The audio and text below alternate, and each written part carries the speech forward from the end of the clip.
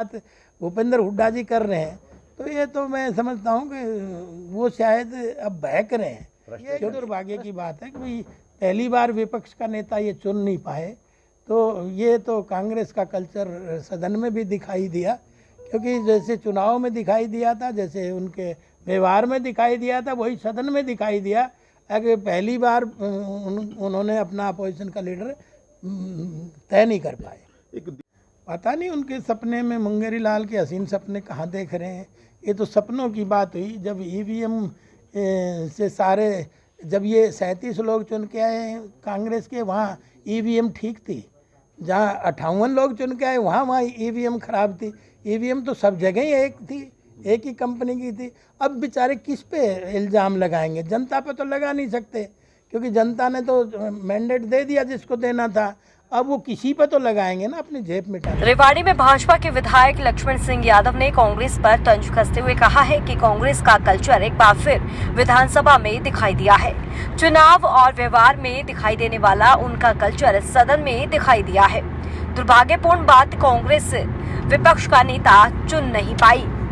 पूर्व मुख्यमंत्री भूपेंद्र सिंह हुड्डा द्वारा सदन में विपक्ष की आवाज दबाने के सवाल पर कहा कि भूपेंद्र सिंह हुड्डा गुस्से में है। भूपेंद्र सिंह हुड्डा झूठ का पुलिंदा बना रहे हैं। एक एक सेकंड का हिसाब सदन में है। सदन को चलाने में सभी का सहयोग रहा है। कांग्रेस प्रदेश अध्यक्ष दीपक बावरिया द्वारा एक बार फिर से ईवीएम पर सवाल उठाने के सवाल पर कहा है कि मुंगेरी लाल के सपने दीपक बावरिया देखने लगे हैं। सपनों की बात दीपक बावरिया कर रहे हैं। कांग्रेस के जब 37 विधायक चुने गए तो ईवीएम बिल्कुल ठीक था।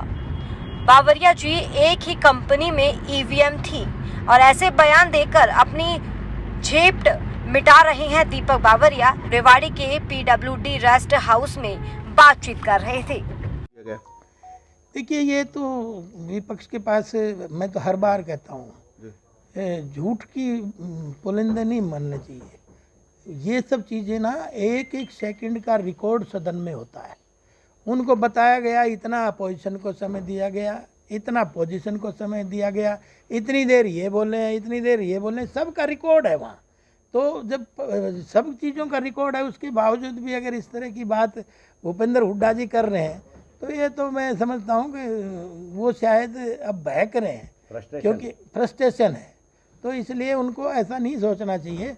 और इसमें तो मैं ये समझता हूँ सबने ही सदन चलाने में सहयोग सबने दिया है।